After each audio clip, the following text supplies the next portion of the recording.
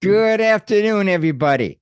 According to the official timekeeping system of the United States of America, it's exactly 2 o'clock Eastern, 1 o'clock Central, noon Mountain, 9 o'clock Pacific. And you're listening to us in the great states of Hawaii or Alaska. It's a little early in those states too. This Social Security Open Forum is brought to you by the National Social Security Advisor Certificate Program. And let me tell you how my last few days have gone. Well, first of all, the good stuff. My son, Jeremy, got married in Evansville, Indiana. He lives in Louisville, him and his now wife, but her parents live in Evansville. So we traveled there on Thursday. Everything was going really well.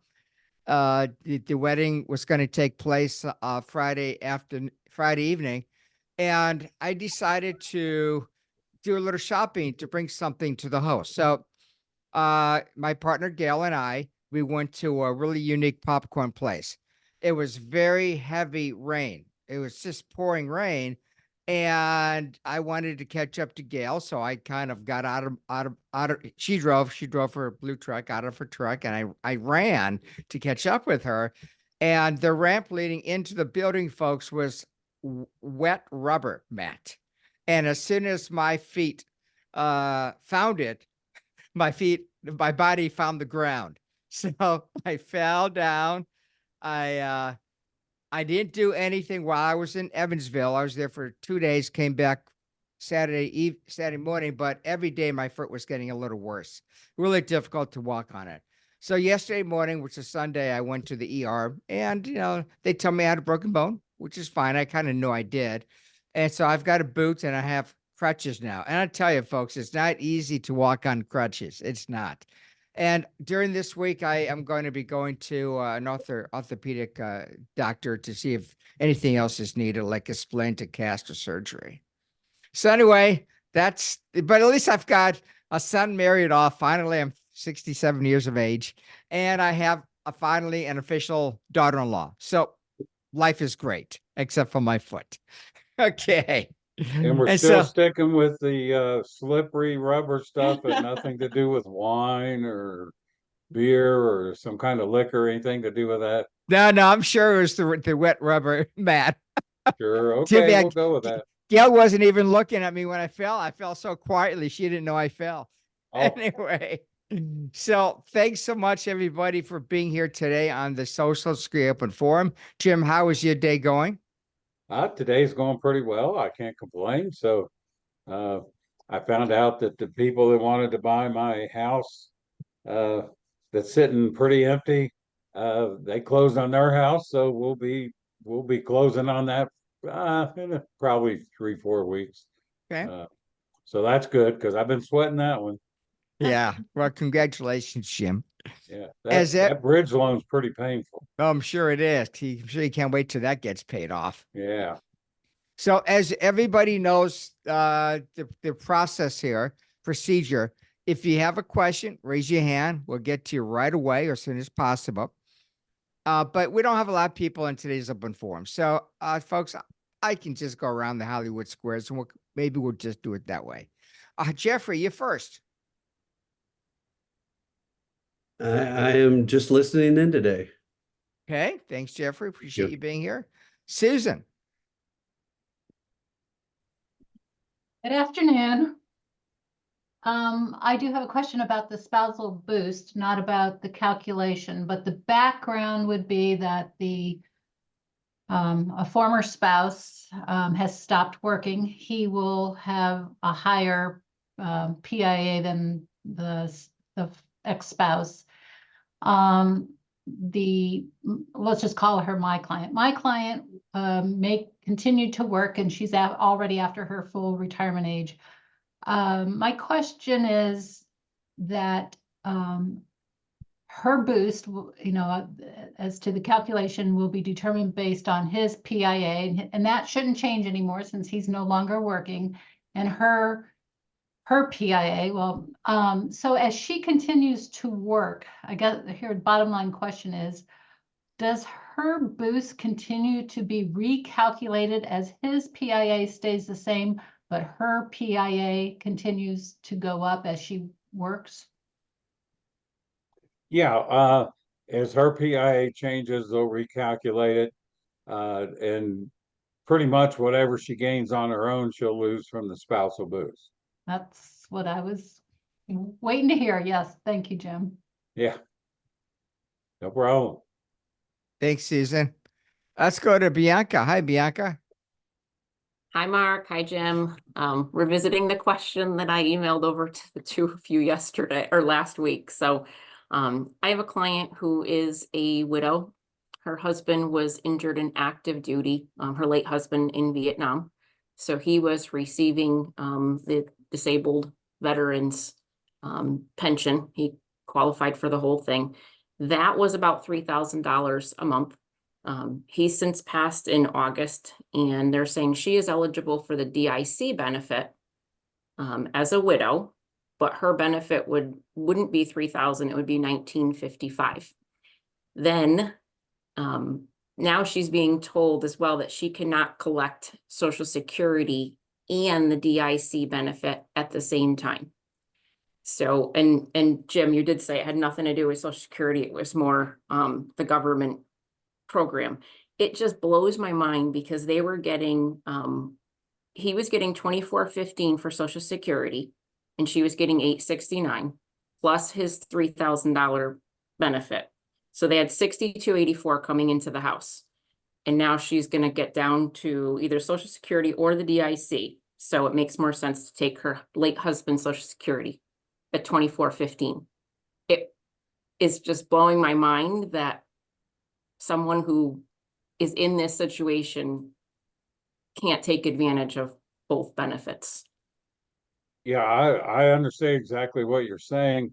And I'm not real familiar with the VA rules and regulations, but I know that there's some types of benefits that the Social Security would offset it. So you're not going to draw both.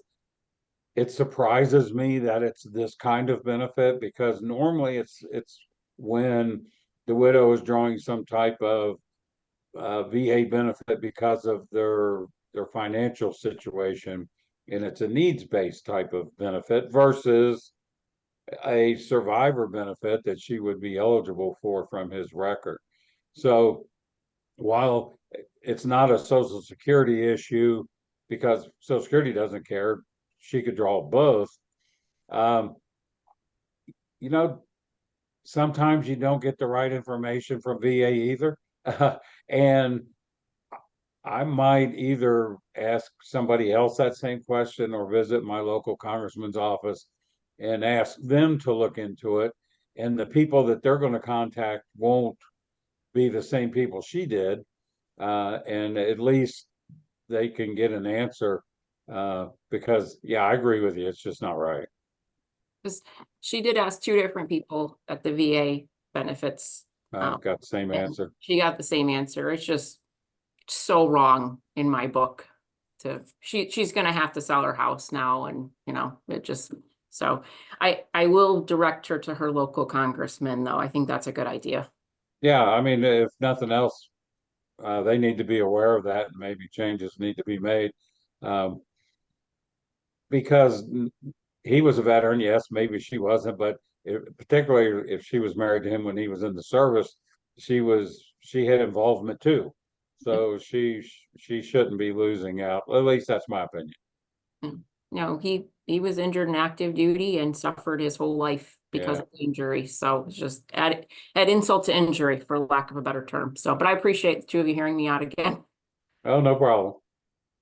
Thanks, Bianca. Let's go to Rob. Hi, Rob. Hi, I'm just listening. Thank you, Rob. Andrew, I think you said you're listening, right, Andrew?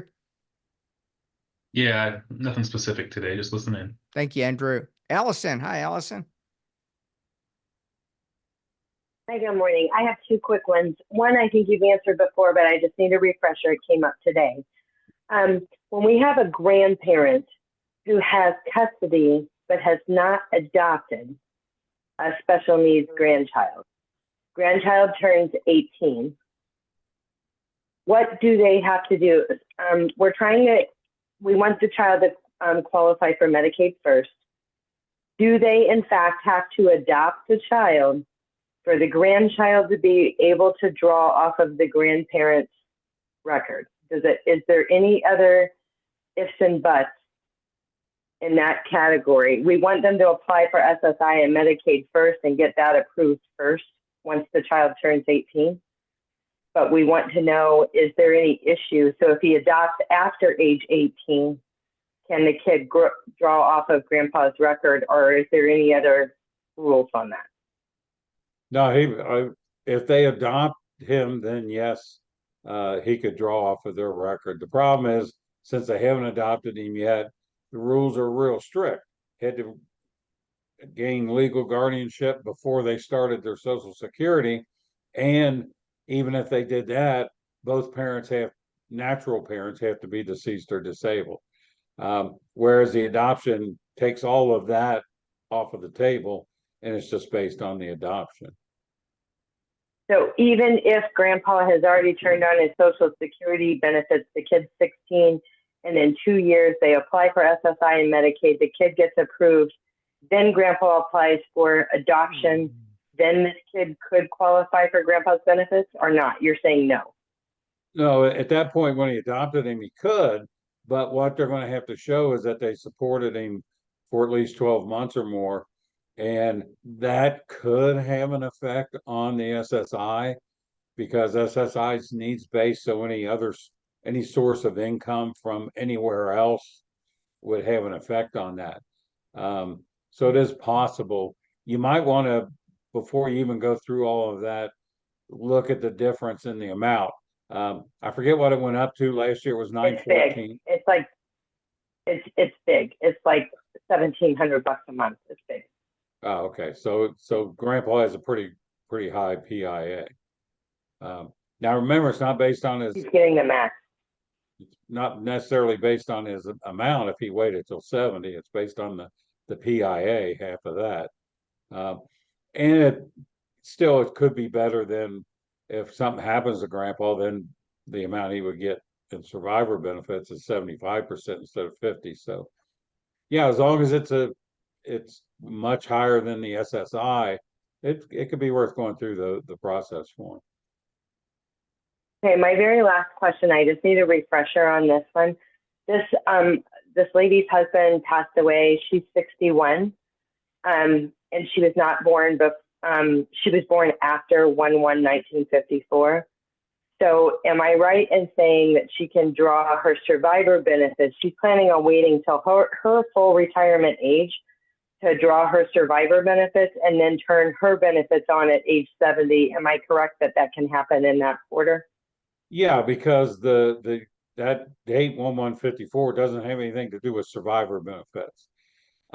So if she's working now, she may have to wait till full retirement age to take the survivor benefit, and then at 70 switch to her own.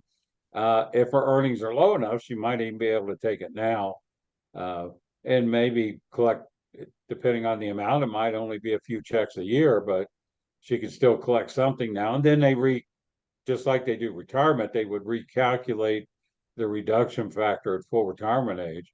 But if her earnings are high enough where she doesn't draw anything, you're right. She waits till full retirement age, takes the survivor at 70, switches to her own. I just want to clarify on that previous question. I want to clarify because you said something that got my attention on that whole adoption thing. You're saying that it doesn't matter if grandpa already has his benefits on if they adopt. Grandpa's been taking care of the kids since the 1 month old. I just wanted to not have them go through the process if it's going to get denied anyway, because grandpa didn't have the adoption in place. He's had full guardianship in place all the kids' life, basically. But I just wanted to clarify what you said on that. Yeah, that part before taking the benefits applies to the legal guardian type of benefit, not the adoption benefit. Got it. Thank you. Very good. Thank you so much. Thank you. Let's go to Marcia. Hello, Marcia. Hello, Mark. I'm sorry about your foot. Hello, Yeah, so is Jim. my foot. Yeah, I'm sure. And you know, Did- the pain goes up to my brain, so my brain Yeah. isn't very happy either. I hear you. Thank I you, hear Phil ya. Marcia. Appreciate it. Oh, and did you give a football update? I was a couple minutes late. No, I didn't give a football Oh, update. And was a it a? Pittsburgh Steelers fan is not on today's open forum. But you Oh, know, my Browns lost mightily. What sorry update about did you that. want me to give though? Well, the Patriots have been out now for quite some time, and of Yeah. course, the whole Bill Belichick. Oh yeah, I So, do. I haven't been paying attention to scores, just who's the new coach. So, a lot of drama here in New England. For those of you who don't know, I'm in Plymouth. Mhm. I have just a super basic question, but I need a refresher reminder. When we're figuring out early claims and exactly how much they will be reduced, I always get tripped up over, is it, like X number of years in 3 months or in 2 months? So I have an example. If somebody's full retirement age is May 2027, but they want to claim they're going to retire at the end of the year of this year, 12/31/24. If they claim in December, which they could, they would be claiming 2 years and 5 months early. That's my first ridiculously basic question, but I'm counting backwards correctly, right? But if they retired in January, retired 12/31, but didn't claim until January, then it's just 2 years and 4 months early. So the retirement date has nothing to do with the claiming date, and the claiming date is just any time within that month that they Yeah. claim is okay. You're right. Gotcha, right. Whatever month they elect as their month for benefits to begin, that's what they'll use to calculate the reduction. So if they elect to begin in December, whether they retired or not, maybe their earnings were low enough that they could draw in December, then it would be the 5 months and however many years you said versus January, which would be the 4 months. Okay. And I don't know, the easiest way to figure that out, and it's hard to explain without showing you, but to figure out the number of reduction months, you write down the year and next to that, the month that the person attains full retirement age. So in your example, you would write down 2027 in May. Yeah. And then underneath that, under the 2027, you'd put 2023 and then 12 and do a subtraction. Subtract the number of months and then subtract the number of years, and that gives you the number of months. So that's the easiest way, instead of trying to count up how many years and how many months and all that. That's one way of doing it. So Jim, let's look at that example. 2027 May minus 2023 December. So 5 minus 12 is going to be a 7, I would assume. And then you take 1 off the 27 and make it 26. 26 minus 23 is 3. Is that 3 years and 7 months? Or am I just completely... Right. So it'd be 3 years is 36 months plus 7 months would be 43 months. Okay. Okay. So it's 3 years. I Yeah. love Okay. that trick. Okay. Yeah. I got it right. And you're exactly right. The simplest way, if you got 5 minus 12, add 12 to the 5, that's 17, and then you take away the year. So instead of 2027, it'd be 2026, and then that way you can actually subtract. So Yeah. Well, thank you. I mean, it's such a silly thing, but I get challenged on that. Not a lot, but enough where I wanted to remember to ask it, because people go, no, but in this example, the birthday was May 13th. So it's not the first day of the month, thank God. So it's just middle of May, and full retirement age, going, no, I'm going to retire in December and claim, but I'm not going to get my first payment till January. And so that's this 1 month thing. And it's like, and what I tell them is Social Security is going to tell you the exact number, but you're going to get a reduction. And if I'm off, it's by 0.5%. So yeah. Yeah, Don't get too that's- excited. But yeah. Well, thanks. That was the not very technical question I had for today. Thank you, and then Marcia. when people ask me a question and I answer, and then they want to argue with me that I'm wrong, I go one of two ways. I either say, well, then why did you ask if you're not going to believe what I tell you? Or I say, okay, you didn't work there for 35 years. I did, but I guess you're right. So, go on and believe what you want to believe. But it depends on how cranky I am at the time. Yeah, but you got that big leverage. I don't have that. I worked there 35 years. So, Yeah, I just say Jim said, and I go yeah. with that. Thank you, Marcia. Let's go to Darlene. Hi, Darlene. Hi, Mark. I do not have any questions today. Thank you. Andy, I haven't seen you for a while. Andy, how's the Medicare business doing? Can't hear you, buddy. Still can't hear you. Andy does my Medicare stuff. you hear Andy, get your mic working and we'll get back to you. Judy, I think you said you didn't have any questions. Am I right, Judy? No, I did. Actually, I do have a question. Go for it then. As you So- do that, I'm going to turn my fan on, folks. Okay. So I Yeah, never mind. I can't walk there. I'm eligible for the delayed retirement credits because I turned 70 in December. My question is how do they pay the delayed retirement credits? Well, what they do, and particularly if you wait till 70, you get all of them all at once. They, based on your year of birth, you've got the full 48-month not reduction, 48-month delayed retirement credit. So they'll increase your payment. It will be your PIA plus a 32% increase on top of that. And so they'll add that to your monthly benefit payment. They don't increase the PIA. They just take what your age 66 benefit would have been, increase that 32%, add it on, and that's how much they'll pay you each month. Okay, so they don't pay you a lump sum for the delayed retirement credits? No, it's what Okay. that does is it increases your monthly benefit payment. Okay, thank you.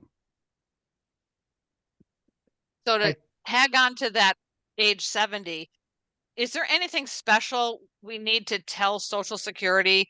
So if you turn 70 in December, but you claim, put your application in November, with the intent of age 70, so December birthday, do we use that remarks box? Is there any way to make sure that the person gets the full benefit they're due? No, you would tell them in the place where you're selecting the month for benefits to begin. Because even though you can file up to 4 months in advance, but you're saying, I want my benefits to begin in December. And that tells them, okay, you get the full amount, or if you're not even at full amount, it tells them how to compute it. It's based on what you tell them the month you want benefits to begin, not when you file. Okay. Thank you. Okay, let's see. Kirk. Mark, yes. Can you hear me, Mark?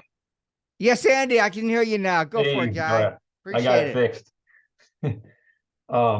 Thanks for doing this. I'm glad to be back here. It's been a little busy the last few months. So my question is about, power of attorneys not being accepted with Social Security. What is the best way for a family member to help out somebody who is in need of, they can't do stuff on their own. They can't go to the Social Security office. Is it some other legal document? What will be best? Well, there is you can have a third-party appointment to act on your behalf.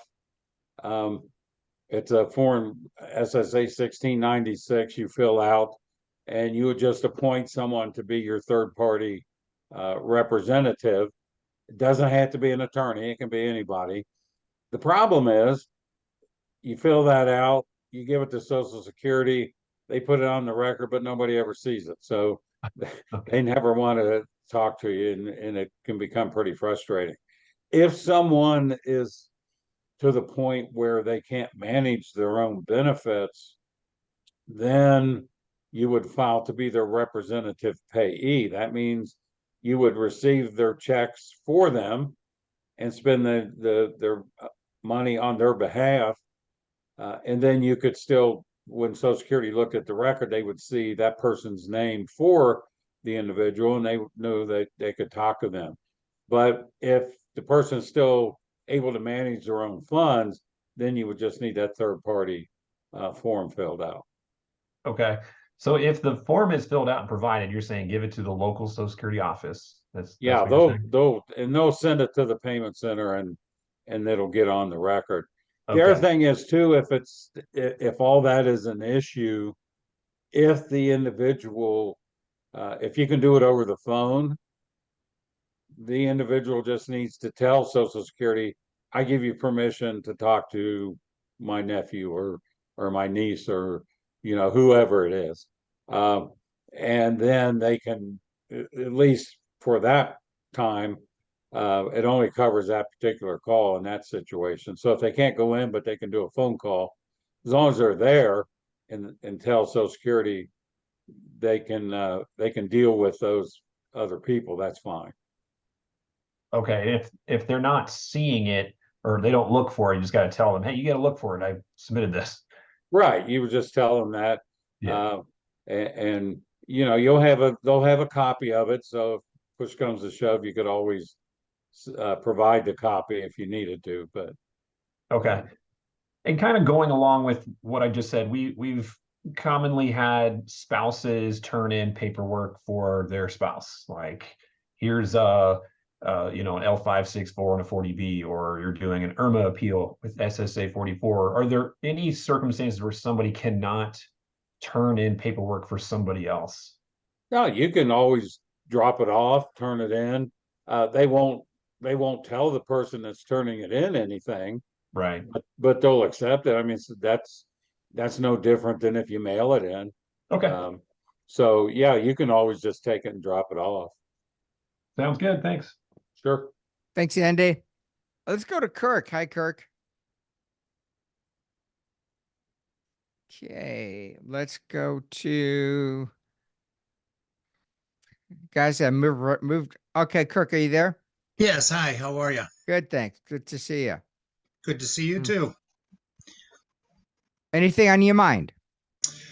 Actually, I do. I have a situation where I have a woman who is full retirement age and is interested in starting to draw from her Social Security, but is still working. Should she draw from the husband's Social Security and hold off on drawing from hers, or should she just draw from hers? Kirk, when did you take our class? I just I know the answer. I just wanted to hear it. What's the answer? The answer is if it's less than what would get, she would be better off just getting her own. That's really not the answer. No, The it's answer not. is no.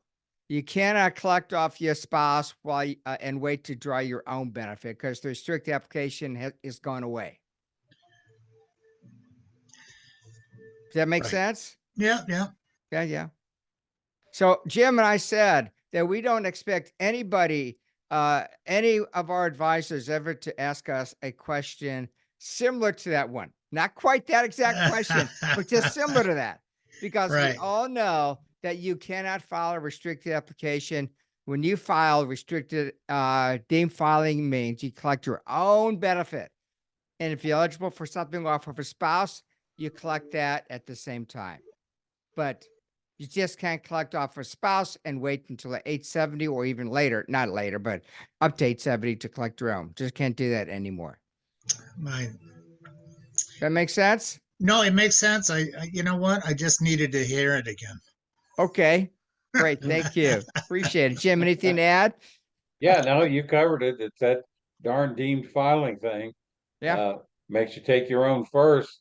Then if you're eligible for the spousal benefit, you can take that whenever you become eligible for it, once you file on your own.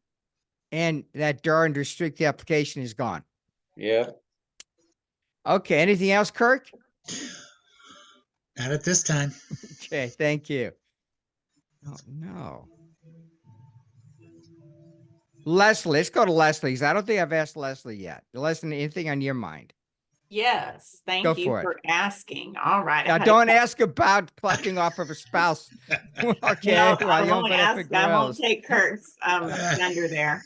Okay, All right, so my question, if anybody can answer it, I know it's sort of Medicare and Social Security, it's about IRMA. And when, once a person retires, when can or should they file the IRMA SSA 44 to reduce their Medicare premium payments? Jim?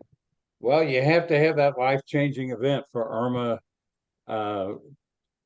to be reduced for them to look at your current income. So if you have the life-changing event, then that's, you want to apply. So, you know, you're supposed to get your letters in, I think it's late November, early December. I'm 2 years in a row, I haven't got a letter, but somehow they still take IRMA out of my Yeah, Right. imagine that. great check. But yeah, it's as soon as you have that life-changing event, then you can file the SSA 44, and then Okay, they'll 'cause I look had- at your current income. Yeah, I do have several clients that applies to, but they have just retired. I mean, they're, you know, they retired, started, you know, collecting their Social Security, or some of them are not collecting their Social Security, so they just retired. But they were, you know, like airline pilots and things, like both of them were airline pilots. So, you know, their IRMA is a lot. So just wondering if we need to wait until, you know, how do they show their income? Do they just, I was reading on the form that they can just make a declaration of sorts that they're not working anymore. So what are some ways that they can show that? If you know? Well, they'll ask what you anticipate your income to be for 2024. If they have, I mean, you know, nobody knows for sure because you don't know what your draws are going to be on your savings and that. But if you have a pension, you can show them what the pension amount is. Anything with paperwork, you can show them. Otherwise, it's just an estimate, knowing that if you estimate wrong, they will come back and ask for their money. So you want to be as accurate as possible. Okay, and my other question was about Social Security disability. And I did ask you this question and you did respond you know, via email. But I was wondering about disability. This person went to see an attorney, and the attorney said that because they were under 50, it would be unlikely that they would get Social Security disability, because I guess there was like too much time between now and when their, you know, normal retirement age. Do you see any validity in that, Jim? No, it's based on the disability. Now, well, I guess what he's thinking, maybe it is, they do look at what jobs not only you were doing, but what jobs can you do. And that's going to be based on your age, your experience, and your education. And so if you're younger, it's possible that maybe you can't do the job you were doing, but there's other jobs you could do, so they would deny your application. I mean, it's not a set rule that the younger you are, the harder it is to get your benefit. They're still going to look at your disabling condition and are you unable to work and earn the SGA amount. But what's the SGA amount? I'm sorry, what? What's the SGA amount? What does that, See, what does that mean? SGA stands for substantial gainful activity. that means you can't work and earn. Hold on a second. It's, of course, it's on page 2, so I gotta look. You can't work and earn $1,550 a month or more for 12 months or longer. So if they find that your disabling condition prevents you from working and earning $1,550 a month or more for 12 months or longer, or it's expected to result in your death, then your disability can be approved. So that's kind of what they're looking at there. Okay, thank But you. yeah, the age, it is tough because maybe with maybe their education or maybe some work experience would allow them. So sometimes it's a little easier, particularly if you're real close to age 62. But I'll let you know how that goes too, because my son-in-law just applied for disability and he'll be 62 next December. So we'll see how that goes. But you know, it's they deny a lot of claims, that's for sure. A lot of people just automatically tell you, well, first time around, they're going to deny you anyway. Now, technically, that's not true, but they do only approve about half first go round. Okay. I have a question for Leslie. Your pilot clients, aren't they? I understand that retirement for a pilot is 65. Yes, So they're not really full retirement age yet. correct. So they just went on Medicare and they retired from their job. And of course, that income stopped immediately. So, you know, most of them got bills for well over $1,000 for their Medicare. So they're going to go early Social Security. No, they're not. They're going to use their 401k and pension and that sort of thing. Oh, But they okay. still need to file for Medicare only. Yes. Right. Okay, Marcia, you have your hand up. Yes, thank you. So I just wanted to talk to Marianne and team here about what was going on in the chat. You're saying did I read it right? Your clients have submitted the SSA 44, but they're not getting approved. I've had a whole bunch of clients submit the SSA 44 and they sail right through. They have to do them twice usually because they've retired. They get hit with IRMA, so they file within their 60 days, or let's say this current year. But because it's a 2-year look back, you know, it still looks like they had this high income then it becomes 1 year ago. So I just was curious what seems to be the issue on your end, because other than Roth conversions kind of messing up income, the SSA 44 has worked like a charm. Marianne? Well, while we're waiting, it may be One of the situations that the one that I had that was kicked back that I remember was a dentist who had just sold his practice, and he had the income from selling his practice, and they saw that as income from the sale, and they would not give him the discount on the IRMA because he had the income and the savings, and they said he could afford to pay for the IRMA for the next 2 years since it was just 2 years. Oh, times- that's true. That's like the Roth conversion situation then. Yeah, like if you can afford to convert $500,000 and pay the tax out of pocket, you can pay the IRMA. I didn't know Yeah, that I was think- part of the discussion, though. I didn't know there was based on, do you have the assets to pay it, Jim? that's first I've heard that. Yeah, it doesn't make any sense. As long as you can show that I'm going to say just gross income or taxable income has gone down over the last 2 years. And if a life-changing event, the assets you have should not be an issue. Well, I think when they're looking at when you turn in the form, they're looking at your returns from 2 years ago, and his returns showed that despite what he was making now and what he can afford to pay now, what he had saved. Just AGI and tax exempt interest, that's all that's looked at. Hi, Andy. You know, there's a company out there that specializes in IRMA, and it's called Social Security Advisors. Sometimes we send clients to them because it's just not our specialty. If you want to connect with them, just send me an email and I'll send you this guy's name and contact. His name is Matthew Allen. But that's the first time I heard of that. That's for sure. I might have this confused with something else, but I was under the impression that when you get like lump sums, like in the example of the sale of the dental practice, that they take those lump sums and they extrapolate them out. Do I have that confused with something else? I think so, but I'm not sure what you're really referring to there. So Yeah, they might count the lump sum the year you get it, but yeah, you if get you it. take it and invest it somewhere.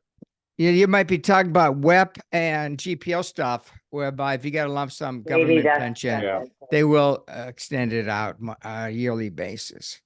Mark, can I add a little bit to the? Sure, Andy, go ahead. Sure. Okay. So like the dental scenario, if somebody's selling a practice, depends on when they're getting that money. You know, if they're getting that money this year, they're retired. Yeah, they're not working, but they got all that money on their current tax year. So they can't point to a true loss of income at this time. Now in 2025, maybe, when they're looking at that year, you know, that could work. The other thing too is the form is not a great form, like step 2. Sucks. Yeah. Step 2 of the form on page 2 will say, like, tell us the year where your income reduced. Well, it's not that it reduced, it's that it reduced enough to get into a lower income range than it looks at from 2 years ago. So like if you're in the 5th income range, it's like a $300,000-$400,000 range. Well, it might have dropped 100,000, but still not enough. So that's just probably another scenario that Mary Ann, your clients might come across.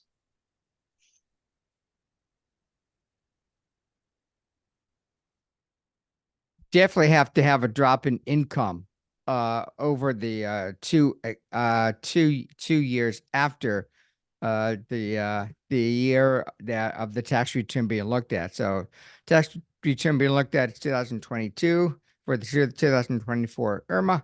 As long as your income drops in 2023 or 24, and you had a light changing event, it might be worthwhile filing that form. I just never heard of somebody having enough assets and income to not have the IRMA appealed. I never heard of that before, but. So if you want Matthew Allen's phone number, or email, I'll be happy to give it to you. Just send me an email. Okay. Tracy, have we gone to you, Tracy? I don't recall. Hi, Mark. I'm just listening in today. Thank you. Thank you. Let's go to Ethan. Hi, Ethan. Hey guys. I guess my real question is, we're looking at doing some just presentations and seminar type things on Social Security for clients and prospects, and just wondering if you guys have an updated 2024 slide deck. I do have an updated one. You know, our PowerPoint presentation is not great. Jim and I, we educate advisors. Doing a public presentation is not our specialty. If you want to look at it and use it and make any changes you want to, fine with me. Send me an email and I'll send you what we have. But I just want you to know our specialty is working with you folks and not your clients. So send me an email and I'll send you what we have. Perfect. Thanks, Mark. Okay. Jim, pick a number between 1 and 17. Two numbers. Two numbers. Okay. 3 and 15. Okay. 1, 2, 3. Andrew, you are a winner of a $50 gift card. So Andrew, send me an email and I will get that gift card going. So I don't always remember everything. So send me an email, Andrew. It's 3. And Ethan, send me an email and I will get that gift card going for you too. Okay, so you folks are the winners. Send me emails and you'll get your gift card sent by my son, Aaron. Now, did I miss anybody? Because you guys were moving all over the place and I couldn't keep up with it. Jim, what's on your mind? Any questions recently that you've answered for folks that you'd like to share? One thing I'm thinking about is we're going to have to add IRMA to our railroad questions, and that anybody that asks either one of those questions, we automatically just disconnect them. Yes. Because those are tough questions. But I'm trying to think of haven't really received anything out of the ordinary here lately. A lot of questions about spousal benefits, and we kind of covered that already, but there's always confusion as to when I can take it and how the reduction goes. So remember that if someone takes their own benefit, even before they're eligible for the spousal part, their own benefit's going to be reduced for age. Then when the spousal boost kicks in, the reduction in the spousal boost is based on their age at the time they start that benefit. But you know, the reduction they saw in their own Social Security still continues. So it's not that I lose my benefit and file for the spousal boost later on, and I'm just getting off of my spouse's work record. I always get my own first, and then any other on top of that. So technically, it's like you're getting two checks, even though the payment's all in one. But Social Security will have two records for you. I think another one that we get some questions on, children and disability, and when are they eligible? How do they apply? And remember that if a child became disabled before the age of 22, when the parent files for benefits, they can be eligible off of their work record. It sometimes is a little difficult because even that child might be 45 years old at the time the parent applies for their retirement, and proving that they were disabled before age 22 can be an issue. We had a question on that just not too long ago, probably in the last week, where Social Security denied him because they said he wasn't disabled. Well, he'd been disabled since birth, but they were saying he wasn't disabled before age 22. So that requires an appeal. The thing about disability, you want to follow through on the appeals. If someone files and they're denied, if they say, okay, forget about it, I'm not going to follow through. And then 6 months later, okay, I'm still not working, I have to file again. They're starting all over.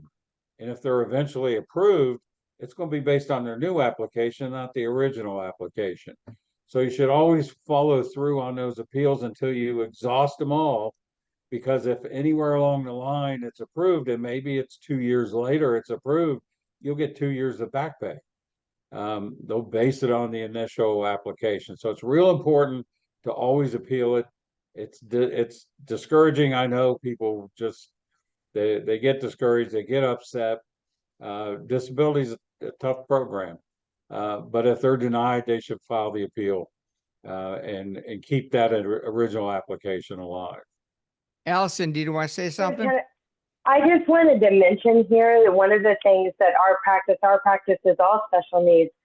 And one of the things that we run into that can be problematic is the kid is turning 18 and the parent is retirement age.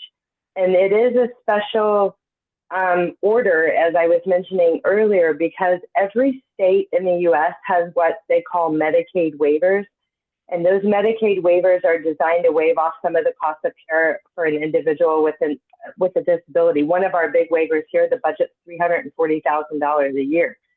So we always want to make sure that these kids qualify for Medicaid first. So that way, when they switch over to the childhood disability benefits on the parents, that they are able to keep Medicaid. If you do it backwards, the parent, and sometimes you can't help it because the parent is disabled, or that, you know, it's already done, the damage is done. But if we can time the parents turning on their Social Security benefits until after the SSI and Medicaid has been approved once the child has turned 18, then you're going to preserve their eligibility for some of these huge waiver programs throughout your state. So it's kind of a big deal, because most of the time the 50%, oftentimes for the folks we're working with, the 50% off of the parent's record would kick them right out of Medicaid if they didn't get it first. Thank you. Appreciate your comments, Allison. Definitely. I want to ask you folks a question. Over the past week, I've seen a great increase in my number of junk emails that I'm getting. I'm getting about 100 now per day. Used to be more like 10.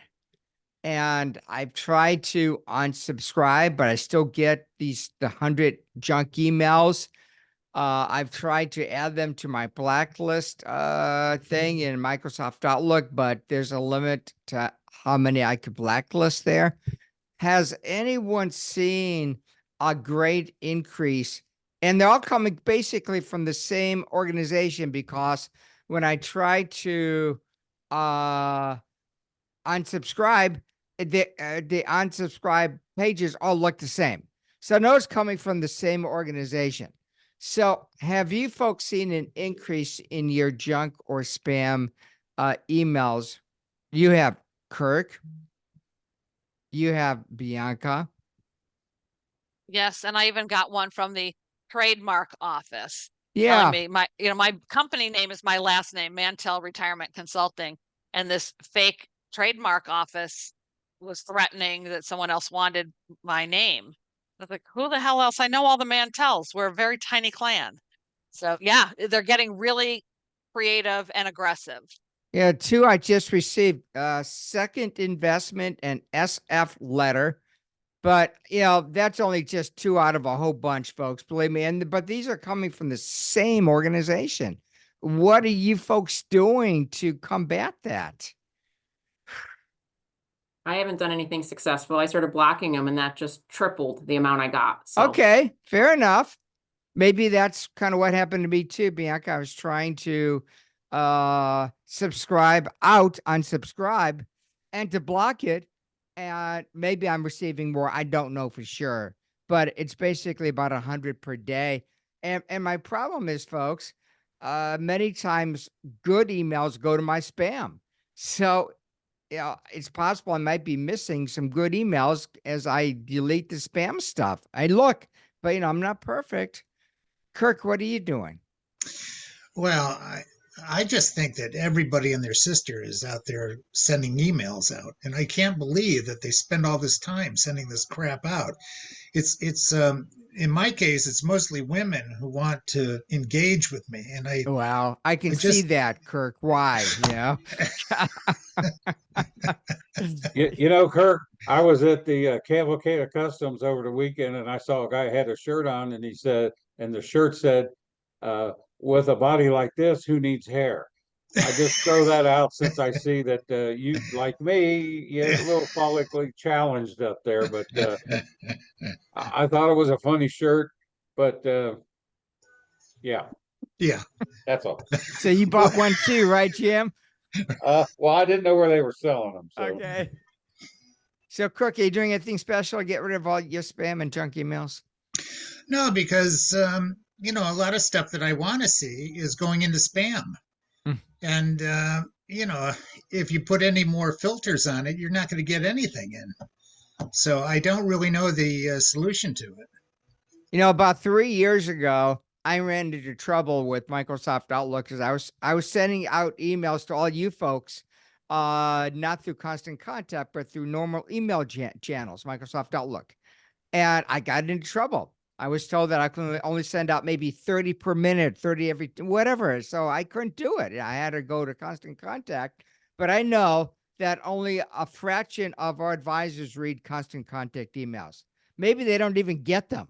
So to see 100 spam emails come into me to my inbox every day, I wonder how they get around that, around the issue that I had. There used to be a government email address that I could send spam emails to for them to look at and take care of, but I don't think that email address even exists anymore. I guess what everyone is saying is something I just have to put up with. Yeah. Okay. Anything I else? resigned myself to that too. I check my spam to catch things. I've given up unsubscribing. On Sometimes I delete some- unsubscribing. Okay. It doesn't do anything. Okay. Do you folks think that by unsubscribing, it puts you on other lists? Do you think it's a bad thing? Whether everybody Probably is not. watching everything, it's unbelievable how these cookies are just tapping into everything that you're doing. And Well, it's not just you. My wife can look up something on her phone, and then I go into Facebook or something, or one of those places, and I have ads for what she was just looking at. I wasn't looking at it; she was. Yeah, I don't know. it's unbelievable. They're pretty good. All right, folks, I'm going to end today's open forum a little early. Appreciate you all being with us on a holiday and at 2:00 in the afternoon. So Eastern time, that is. So until next time, take care, everybody. Thank you very much. Welcome. Bye. Thank you. Yeah, bye. Appreciate it. Pleasure.